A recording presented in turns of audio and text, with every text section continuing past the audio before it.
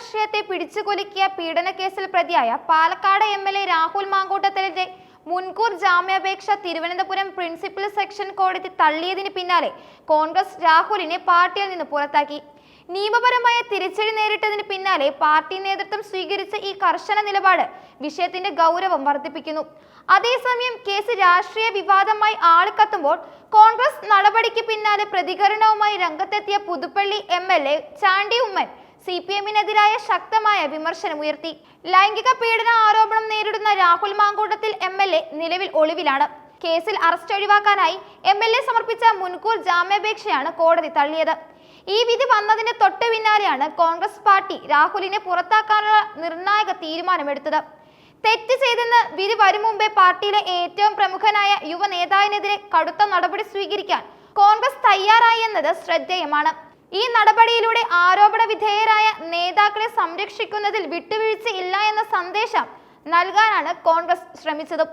രാഹുലിനെതിരായ നടപടിയെ ന്യായീകരിക്കുകയും അതേസമയം CPM നേതാക്കൾക്കെതിരായ കേസുകളിൽ പാർട്ടി മൗനം പാലിക്കുന്നതിനെ രൂക്ഷമായി വിമർശിക്കുകയും ചെയ്താണ് ചാണ്ടി ഉമ്മൻ രംഗത്തെത്തിയത്.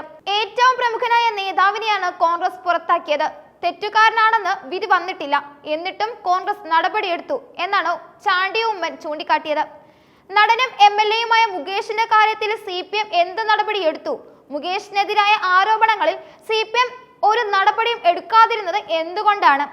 2 ദേവസ്വം ബോർഡ് പ്രസിഡന്റുമാർ ജയിലിൽ പോയിട്ടും CPM എന്ത് നടപടി സ്വീകരിച്ചു? ശബരിമലയിലെ സ്വർണ്ണക്കൊള്ളയുമായി ബന്ധപ്പെട്ട വിവാദങ്ങളിൽ ആരോപണ വിധേയരായ ഉന്നതർക്കെതിരെ CPM മൗനം പാലിക്കുകയാണ്. കോൺഗ്രസിനോട് ഈ വിഷയത്തിൽ ചോദ്യങ്ങൾ ചോദിക്കുന്ന മാധ്യമങ്ങളും പൊതുസമൂഹവും ശബരിമല വിഷയത്തിൽ CPM-നോട് ചോദ്യം ചോദിക്കുന്നില്ല.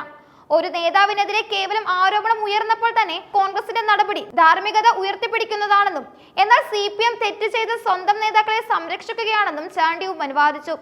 തിരുവനന്തപുരം പ്രിൻസിപ്പൽ സെഷൻ കോടതി മുൻകൂർ ജാമ്യാപേക്ഷ തള്ളിയതിനെ തുടർന്ന് രാഹുൽ മാങ്കൂട്ടത്തിൽ MLA അടുത്ത നിയമപരമായ നീക്കവുമായി ഹൈക്കോടതിയെ സമീപിച്ചിരിക്കുകയാണ്. ബലാത്സംഗ കേസിൽ ഹൈക്കോടതിയിൽ പുതിയ മുൻകൂർ ജാമ്യാപേക്ഷ രാഹുലിന്റെ അഭിഭാഷകൻ ഫയൽ ചെയ്തു. കേസ് ഇന്ന് തന്നെ ഹൈക്കോടതി പരിഗണിക്കാനും സാധ്യതയുണ്ട്. രാഹുൽ മാങ്കൂട്ടത്തിന്റെ ഹർജിയിൽ പ്രധാന വാദങ്ങൾ പരാതിയിൽ പറയുന്ന ആരോപണങ്ങളെ ബലാത്സംഗമായി കണക്കാക്കാൻ കഴിയില്ല. പരാതിയുടെ നിയമപരമായ സാധുത ചോദ്യം ചെയ്യുന്നുമുണ്ട്. യുവതി പരാതി നൽകിയത് യഥാർത്ഥ രീതിയിലൂടെയല്ല. സാധാരണ നിയമ നടപടികൾക്ക് പകരം യുവതി മുഖ്യമന്ത്രിക്കാണ് പരാതി നൽകിയത്. ഇതിന് പിന്നിൽ രാഷ്ട്രീയ ലക്ഷ്യങ്ങൾ ഉണ്ടാകാനും സാധ്യതയുണ്ട്. കേസിൽ കസ്റ്റഡിയിൽ ചോദ്യം ചെയ്യേണ്ട യാതൊരു ആവശ്യകതയുമില്ല. അന്വേഷണവുമായി പൂർണ്ണമായി സഹകരിക്കാൻ തയ്യാറാണ്. നിലവിലെ വിവരങ്ങൾ അനുസരിച്ച് രാഹുൽ തൽക്കാലം അന്വേഷണ ഉദ്യോഗസ്ഥർക്ക് മുന്നിൽ കീഴടങ്ങിയേക്കില്ല. ഹൈക്കോടതിയിൽ നിന്ന് അറസ്റ്റ് തടയാനുള്ള അനുകൂലമായ ഒരു വിധി നേടിയെടുക്കാനാണ് MLA-യുടെ ശ്രമം. പാലക്കാട് MLA ആയ രാഹുൽ മാങ്കൂട്ടത്തിനെതിരെ അദ്ദേഹത്തിന്റെ ഒരു യുവ സുഹൃത്താണ് ലൈംഗിക പീഡന പരാതി നൽകിയത്. പരാതിയുടെ അടിസ്ഥാനത്തിൽ പോലീസ് കേസ് രജിസ്റ്റർ ചെയ്യുകയും രാഹുലിനെതിരെ കേസെടുക്കുകയും ചെയ്തു. പൊതുരംഗത്തും യുവജന രാഷ്ട്രീയത്തിലും ഏറെ സ്വാധീനമുള്ള നേതാവാണ് രാഹുൽ. അതുകൊണ്ട് തന്നെ ഈ കേസ് കേരള രാഷ്ട്രീയത്തിൽ വലിയ കോളിളക്കമാണ് സൃഷ്ടിച്ചിരിക്കുന്നത്. കോൺഗ്രസ് രാഹുലിനെ പുറത്താക്കിയതിലൂടെ തങ്ങളുടെ പ്രതിച്ഛായ സംരക്ഷിക്കാനുള്ള ശക്തമായ രാഷ്ട്രീയ നീക്കമാണ് നടത്തിയതും.